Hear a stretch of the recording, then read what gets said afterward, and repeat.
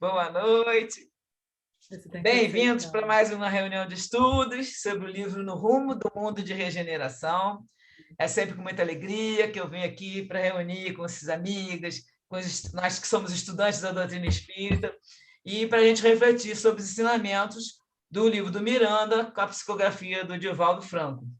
Hoje nós vamos continuar o capítulo 5, com uns trechinhos que estão ligados a esse capítulo, que estão no capítulo 6. Lembramos que a nossa reunião está sendo gravada, né? E depois ela vai ser publicada no YouTube, no canal Leitura de Livros Espíritas. Quem não entrou ainda, entra, vai dar um curtir lá, ativa o sininho e compartilha com seus amigos espíritas. Vamos também lembrar aqui que o estudo é sempre dividido em duas partes, por causa da duração do Zoom. Então, depois que terminar essa primeira reunião, a gente corre lá para o segundo link e continua o nosso estudo. Então, vamos desligar o áudio agora, para que eu possa fazer a oração inicial, começar os nossos trabalhos da noite de hoje, né? Vamos elevar nossos pensamentos para pedir a Jesus o seu amparo para nossos propósitos de bem servir. Mestre Jesus, estamos aqui reunidos para mais uma noite de estudos em grupo. Que possamos estar receptivos à inspiração dos teus mensageiros, e que os ensinos desse estudo possam ser apreendidos por todos nós e utilizados para a nossa evolução. Te pedimos, Senhor, então, a permissão para que possamos iniciar as atividades da noite de hoje com o seu amparo. Graças a Deus. Então, vou botar aqui, compartilhar a tela. E deixar aqui guardadinho para não perder. Deixa eu ver se é essa. É essa. Está compartilhado aí? Estudo 7, continuação do capítulo 5. Certo? Bom, para quem entrou antes, eu estava explicando o seguinte. O capítulo 5, a gente viu uma reunião mediúnica com várias coisas que aconteceram nessa reunião. E no capítulo 6, o que o Miranda faz? Ele pergunta para o Spinelli para ele explicar o que aconteceu no capítulo 5. Como falta um pouquinho só do 5, o que eu pensei? Eu vou continuar o mesmo assunto, então eu vou relembrar só o que aconteceu e nós vamos tirar as dúvidas que o Miranda teve conversando com o Spinelli sobre o que aconteceu no capítulo 5. Vai dar uma explicação sobre aquilo tudo que a gente viu. Então, vamos lá, capítulo 5.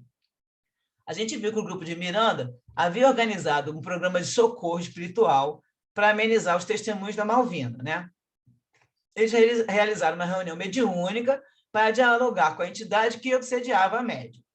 Aí, no capítulo 6, foi o dia seguinte, o Miranda vai falar com o Spinelli, que ele ficou surpreso com alguns fenômenos daquela reunião. Porém, o que mais o chocou foi o aparecimento dos espíritos com aspectos apalermados e infelizes que emergiam do solo, que pareceu transformado num cemitério. Vocês lembram disso? Aí ele vai perguntar as coisas que aconteceram que a gente já leu.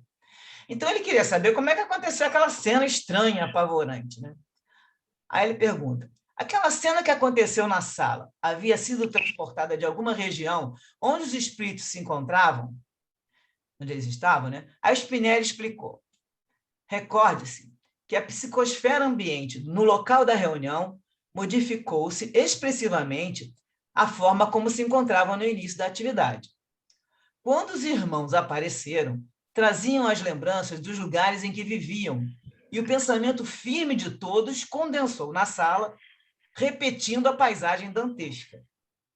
A força da mente, acostumada a determinadas circunstâncias e acontecimentos, dá-lhes vida à medida que memoriza e vivencia. Todos ligados entre si pelos mesmos crimes e feitos, assim pelas mesmas situações de resgate penoso, criaram por ideoplastia, ou seja, pela ação exercida pelo pensamento sobre a matéria, né? Eles criaram os cenários e as circunstâncias que lhes são familiares. A Miranda perguntou como explicar o fenômeno de transformação para a fase lupina, de lobo, né, que aconteceu com o comunicante. Aí o Spinelli respondeu, nosso irmão degenerou o perispírito nos sucessivos anos de horror que se tem permitido. pois passou a sentir-se como um lobo construído pela perversidade dos seus atos. Tem na mente, no entanto, a sua forma anterior, que lhe ficou na memória como sendo mais que conveniente. Enquanto alardeava o espírito, né, procurando argumentos falsos para esconder os sentimentos reais, a aparência era preservada, mas à medida que se permitiu apresentar-se como se sente, como se sentia, ou como está interiormente, a forma do ser humano foi diluída pela força interior do vampirismo, e então ele passou a usar a forma lupina. Aí essa imagem que eu peguei, até num site que vocês vão ver daqui a pouco, e mostra aí bem como é que a forma do ser humano vai, né, vai crescendo o nariz, os dentes, e ele vai se transformando na forma lupina, do lobo. O longo processo de construção do ódio, com todos os seus ingredientes de vingança, condensou os fluidos emitidos e construiu as formas terríveis que inspiram pavor, alterando sua forma perispiritual, e somente através de uma real mudança emocional e mental, essas construções poderão ser diluídas. Nesse momento, aquele espírito, né, mantém a deformidade que irá sendo modificada à medida que se comunique mediunicamente. O que acontece? Quando tem essas reuniões mediúnicas, o espírito precisa receber um choque anímico. Então, à medida que for passando essas reuniões que ele vai participando, ele recebe o choque anímico, que é causado pelos fluidos magnéticos do médium. Assim, o seu perispírito pode recuperar a expressão humana mediante o arrependimento sincero e a renovação interior. Aí ele continua explicando, após a comunicação mediúnica da noite passada, fluidos novos, ou seja, a energia saudável do médium, foram ingeridos por esse espírito, né? E formas de pensamento diversas irão assomar do inconsciente profundo, reconstruindo a realidade humana que lhe caracterizou a última existência terrestre. Então, o que acontece? Vou mostrar aqui agora tem que compartilhar aqui um stop sharing para poder partilhar para o outro, né? Sharing, esse aqui agora. Vamos ver se vai aparecer. Está aparecendo? Então, estão vendo aí um slide? É isso aí? Está dando eco, né? Eu vou passar para vocês esse link. E aqui tem várias olha, degradação da forma. Aí vai ter deformação perispiritual, influências mentais, hipnose, magnetismo, zoantropia, ovoides, viciação mental, suicídio. Isso tudo faz parte da degradação da forma perispiritual, tá? E aqui eles vão explicar um texto muito bom, vale a pena vocês acessarem esse link, sobre todas essas coisas que estão falando aí, como é que degrada o perispírito, como é que a forma de homem para passar o espírito, né? Para virar lobo, aí como é que os pensamentos são, o lance da hipnose, fazendo aquela, como não é telepatia, é hipnose mesmo, o hipnotizador usando o magnetismo para poder modificar a mente do encarnado e do desencarnado, aí a afinidade entre os dois, a degradação com a zoantropia, mostrando aquela foto que eu já mostrei a vocês do julgamento, que o juiz fala para a mulher, você é uma loba, e aí ela vai se transformando em loba. Os ovoides, que a gente fala muito, né, de vários livros desses mostram que existe os ovoides, que é como essa forma aqui arredondada, perseguindo a pessoa também, é um espírito que está degenerado. Também viciação mental, que é a hora que vão entrar a influência dos obsessores para causar o vício também, suicídio, cristalização do pensamento. Então, vocês vão ver que são muitos slides, tá? Vale a pena acessar. Eu quis só mostrar para vocês, para ver como é que é rico, e para vocês passarem para... Eu vou passar dentro do texto, vai ter o link para vocês poderem acessar. E lá tem um texto muito bom, é Roteiro de Formação Perispiritual. Então, aí, continuando, o que o Spinelli está falando sobre isso? Como é que aconteceu com o perispírito, porque a pessoa vai se transformando com aquele pensamento, né, agressivo e cruel, e aí ele vai se animalizando, mas ele vai melhorar à medida que for passando por reuniões mediúnicas, recebendo choque anímico, aí ele vai modificando, aí começa a ficar com um pouco de arrependimento, e aos pouquinhos ele volta à forma humana, porque lógico que as pessoas não se transformam, ninguém retrograda, né? Não se transforma em lobo, ninguém vai se transformar em animal. Em relação a isso aqui aí, quero ver se vocês têm alguma coisa para comentar, porque agora eu vou entrar no assunto do pensamento de novo, sobre o modo da gente usar o pensamento. Alguém tem outro exemplo dessas alterações perispirituais? Sultânia, eu me lembrei, eu não sei se é no livro Libertação, né? E você estava falando aí, né? E o André Luiz fala, não sei exatamente se é esse livro, né? Que ele fala da degradação do perispírito até a forma de ovoide, né? E ali ele faz uma descrição bem minuciosa, né,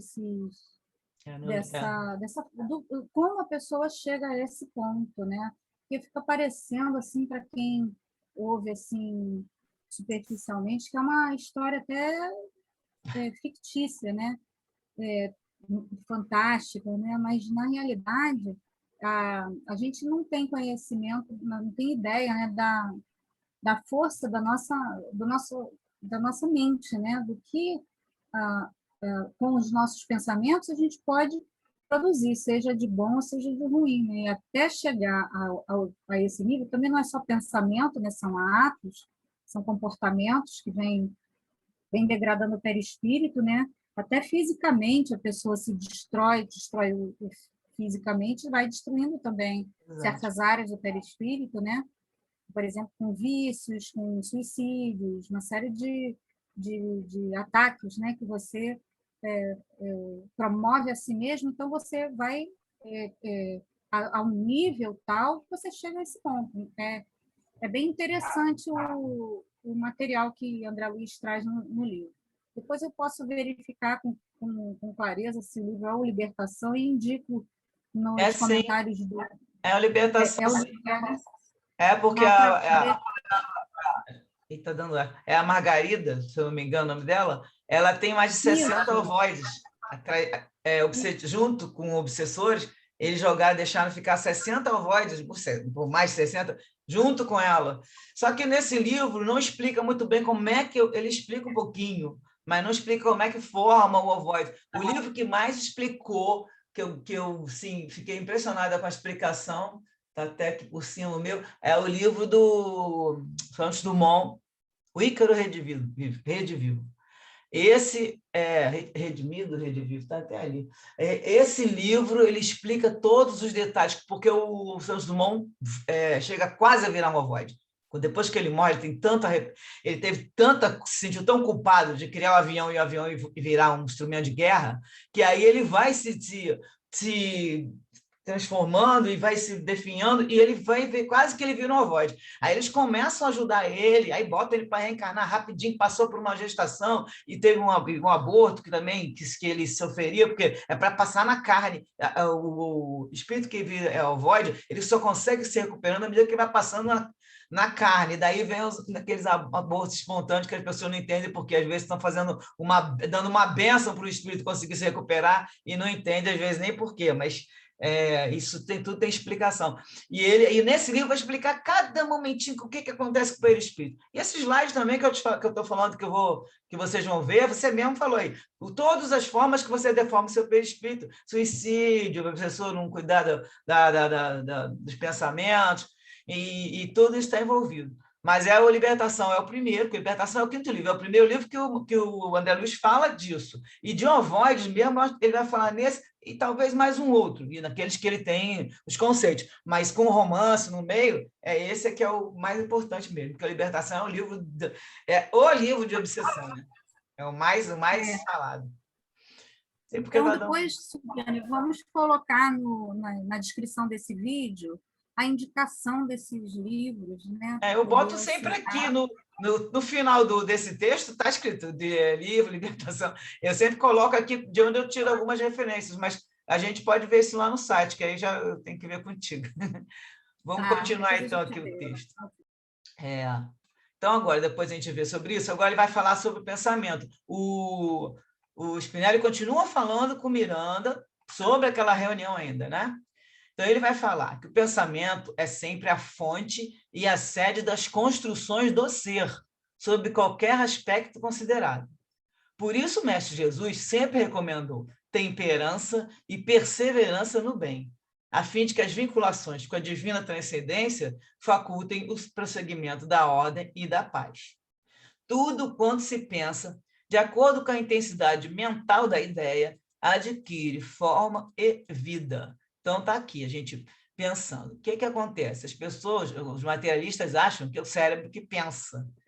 Mas eles já fizeram milhões de experiências, já viram que a mente está colocada aqui, no caso que a gente sabe, né? Pensa sem o cérebro e comunica-se após a morte do corpo. Porque se precisasse de cérebro, à medida que depois fosse fazer uma comunicação, como é que ia ter se o cérebro já definhou, já apodreceu?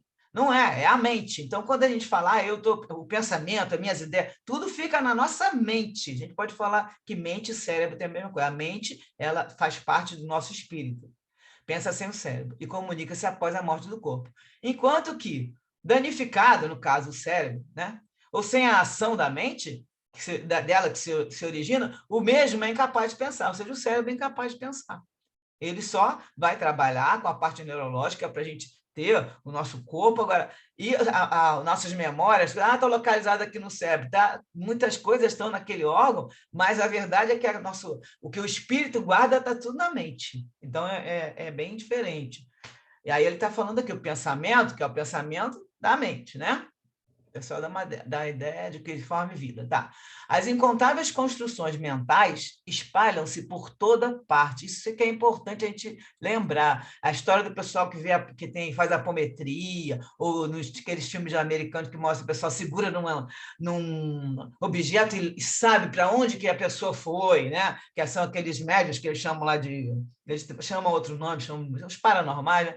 E esses médios que fazem isso, que segura... Diz que até o Chico Xavier também fazia isso, segura às vezes num objeto e vê o que aconteceu com a pessoa, com aquele objeto, e eles fazem até isso para descobrir desvendar alguns crimes, né? Tem até uns filmes sobre isso. Então, o que ele fala é que essas construções se espalham por toda parte, gerando formas, pensamento, aqui está como se fosse um retrato, né?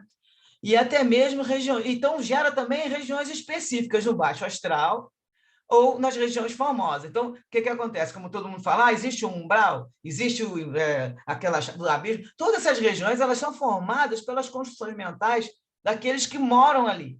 Né? O local não existe por si só. Ele só existe porque está todo mundo ali pensando a mesma coisa, a mesma energia ruim, e aí vai formando aquela situação que a gente viu lá no filme, né? Aquela sequência de cenas do filme do Nosso Lado do Umbral, que foi muito bem feito, com aquelas fumaças, as pessoas fiadas na lama. Vai aparecer umas coisas, algumas cenas iguais nesse livro aqui. E lá afogando, e o pessoal todo andando, todos em farrapos. Tudo isso é criado pela mente. Então, eles transformam, também criam essas regiões específicas no baixo astral ou nas regiões formosas. E o que acontece na formosa? Que está todo mundo uma boa vibração e vão cada vez criar mais aquelas paisagens maravilhosas, né? Coloridas, que dizem que até que fica, as flores até tocam música, as flores são musicadas, né? Que a gente vê alguns livros falando. E ele vai continuar. Vivemos num mundo de energia que se amolda à onda mental, dando lugar a formas transitórias que o tempo cristaliza e materializa, porque fica materializado. Tem locais que eles contam que você chega e você sente aquela energia e não tem ninguém ali dentro. Né? E às vezes nem tem espírito ali dentro, só tem aquela energia nas paredes, naqueles objetos. Não sei se vocês já tiveram essa sensação. Eu já tive. Tive essa sensação uma vez quando eu visitei lá na Ilha Grande, aquele local do presídio.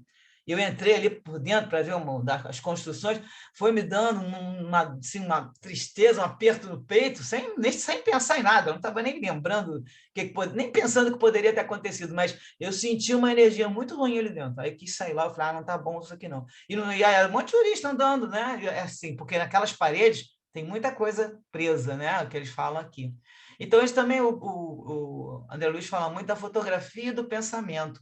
Isso aqui é uma cena até de algum livro, não lembro mais qual é, porque eu fui fazendo recorte para poder encaixar nesse assunto, e ele fala aqui, olha, É esse aqui que está o mentor, que está até apontando para a mulher que está pensando coisas, pensamentos negativos, vê que ao redor dela tem uma mancha escura, né? Porque ela está com pensamentos que não são bons. Aí ele fala aqui, criando imagens fluídicas, o pensamento se reflete no envoltório perispírito, como num espelho. Toma nele corpo e aí, de certo modo, se fotografa. Então, quando o espírito é bem superior, ele fica vendo o que a pessoa está pensando. Vê as fotografias, ela está pensando nisso, está pensando naquilo. Por isso que a gente fala, os espíritos já sabem o que a gente está pensando. Muitos sabem sim, porque estão você está formando essas fotografias do seu pensamento. E eles já são elevados, né? Conseguem enxergar.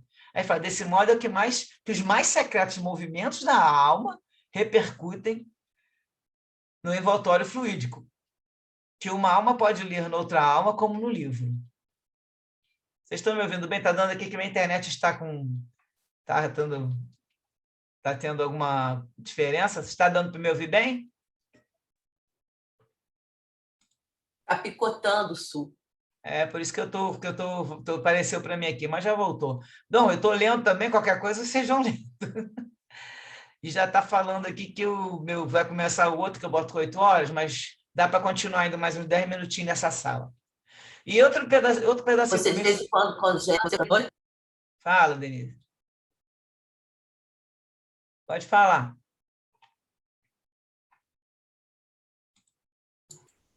Está congelando.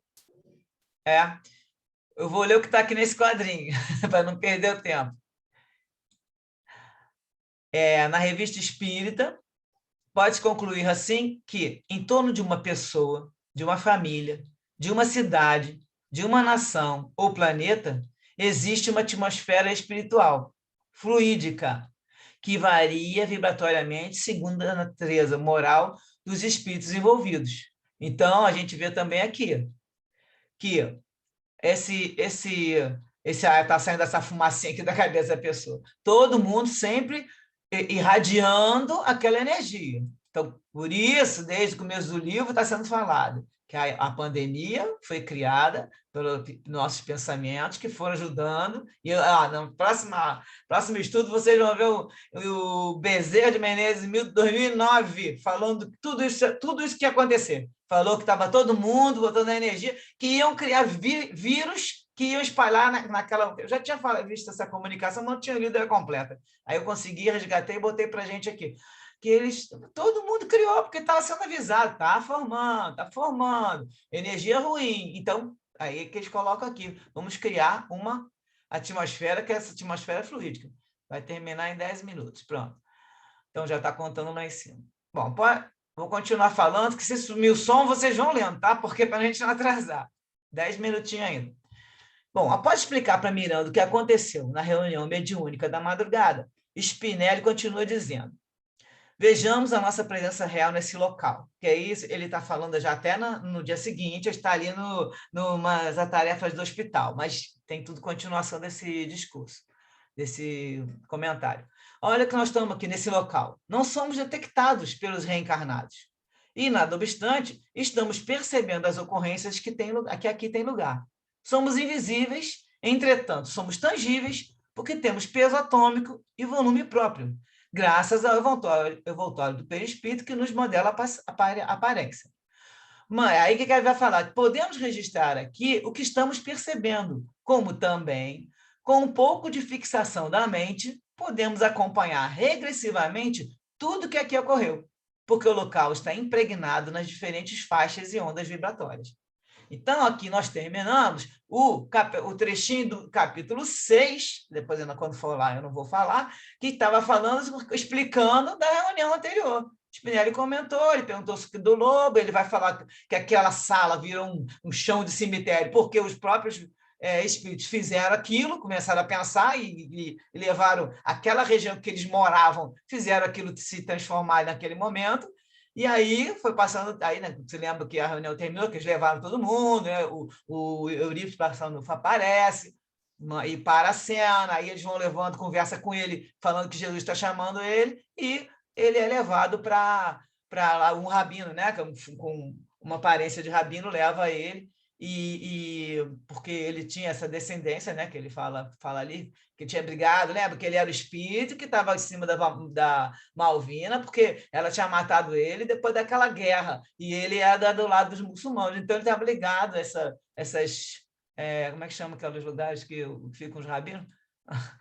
Aquelas regiões que eles se reúnem lá naquele lugar, esqueci.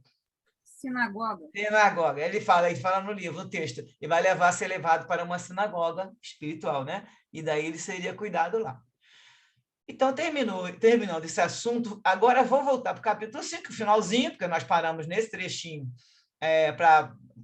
que o final do capítulo vai mostrar um pedacinho de um pensamento do Miranda, vou até um ponto que der, e depois a gente continua na outra reunião. Bom, o Miranda estava pensando, quando terminou aquela reunião toda, aí saiu todo mundo, ele ficou pensando, refletindo, que desde que a chegada que ele chegou, desde que ele chegou na instituição que eles estavam, ele notou uma particularidade especial. A presença de muitos espíritos dedicados ao bem, que foram na Terra os inesquecíveis templários. Ele identificou como os templários. Eu pesquisei, antes de a gente falar o que o Spinelli vai esclarecer para ele, eu pesquisei que a ordem chamava a Ordem dos Pobres Cavaleiros de Cristo e do Templo de Salomão, por isso que daí vem o nome templário, né? Conhecida como templário. Ela foi uma ordem militar de cavalaria. Ela foi fundada após a Primeira Cruzada por Hugo de Payens, em 1118, com o apoio de mais 8 cavaleiros. O Spinelli fala que é 6, mas na internet eu achei 8, então mostrei 8. A finalidade da ordem era proteger os peregrinos que se dirigiam a Jerusalém, vítimas de ladrões em todo o percurso, e já na Terra Santa dos ataques dos muçulmanos. Os seus membros, desses templários, faziam voto de pobreza, castidade, devoção e obediência, usavam mantos brancos com a característica cruz vermelha, e o seu símbolo passou a ser um cavalo montado por 2 cavaleiros. São esses aqui que a gente vê até às vezes nos filmes, né? O pessoal com esse escudo da cruz vermelha, os mantos brancos, eles faziam essa defesa, eram a favor do bem, de fazer o bem para todos, mas só que também eles eram de proteção, de ordem militares, né? O sucesso dos templários esteve vinculado ao das cruzadas. Aí também, continuando a pesquisa, eu vi isso. Rumores acerca da cerimônia de iniciação secreta dos templários criaram desconfianças. E o rei Filipe IV da França, esse rei era neto de São Luís, o mentor do Kardec. Olha só, essa informação eu vi nas lives que eu assisti. O rei Filipe IV da França. O avô dele era o São Luís, que depois virou mentor do Kardec, né? Que vai fazer o evangelho, né? E vai trabalhar ao longo de todo o livro dos Espíritos com Kardec. Então, esse rei ele estava profundamente endividado com a ordem, se envolveu com várias coisas que ele pediu, alguns favores, né? E ele começou a pressionar o Papa Clemente V a tomar medidas contra eles. Em 1312, o Papa Clemente dissolveu a ordem. O Spinelli vai explicar, né, com a versão que ele está contando mais detalhes, que grande número de pessoas que fundam sociedades espíritas na Terra, especialmente no Brasil, dedicando-se à caridade nas suas mais complexas expressões, vinha da Igreja Católica do passado. Então, vem dessa época, e nós sabemos que nós estamos lá com esse passado, né? Por volta do ano de 1119, um grupo de cavaleiros, sob as bênçãos do governador de Jerusalém, reuniu-se para trabalhar em favor das pessoas sofredoras e para proteger a cidade na condição de humildade e pobreza. Envolveram-se em diversas batalhas e eram constituídos por cavaleiros europeus e monges com formação militar. Foram poderosos, o que despertou inveja em alguns países, que passaram a temê-los e a persegui-los, qual ocorreu com Filipe IV da França, que os prendeu e mandou queimá-los vivos em 1307. Por sua vez, o Papa Clemente V resolveu dissolver a ordem, acusando os seus membros de perversões sexuais, feitiçaria e outras aberrações para a época. Os templários foram queimados vivos e a ordem foi encerrada em 1312. Havia abusos de poder e da conduta, sem dúvida, mas alguns eram profundamente devotados à causa do Cristo e à libertação de Jerusalém. Esses espíritos renasceram muitas vezes, tentando restaurar a fé, e, na atualidade, vemos muitos deles à frente de respeitáveis instituições de caridade, iluminadas pelo Espiritismo e a verdadeira fé raciocinada. Outros permanecem no mais além, vinculados aos seus semelhantes, que estão encarnados e tornam-se protetores desses abençoados núcleos de amor, que atendem com coragem, abnegação e renúncia. A instituição na qual nos encontramos, onde eles estão agora, né, trabalhando, tem suas raízes nas obras de São Francisco de Assis e de Hugo Penhês, que é um dos fundadores da Ordem dos Templários, né, que a gente falou. Eis porque o apoio dos templários desencarnados é muito grande, cooperando sempre que se faz necessário em favor da divulgação e vivência do Evangelho de Jesus. Então, agora nós vamos dar uma paradinha para a gente ver aqui. Vamos comentar só mais um pouquinho, que tem 2 minutinhos para passar para outro assunto. Então, vocês entenderam direitinho a história do Templário? É no finalzinho do capítulo, aí Miranda estava olhando, viu que tinha muita gente com essa indumentária, e aí ele comentou, por que tem, né, esse pessoal? E o Spinelli vai explicar que eles estão sempre atuando, e que muitos de nós espíritas a gente já traz essa catolicismo, desde essa época aí, a gente sabe da Inquisição, muitos espíritos têm a revolta porque eles vêm daí, que a pessoa chegava em nome de Jesus e mandava matar todo mundo, que a gente sabe, e aí muitos ficaram revoltados e não conseguiram seguir adiante. Alguém tem alguma outro comentário sobre isso aí? Carla, tu viu alguma outra coisa? Não, eu achei essa história dos templários muito interessante, achei muito bonita, né?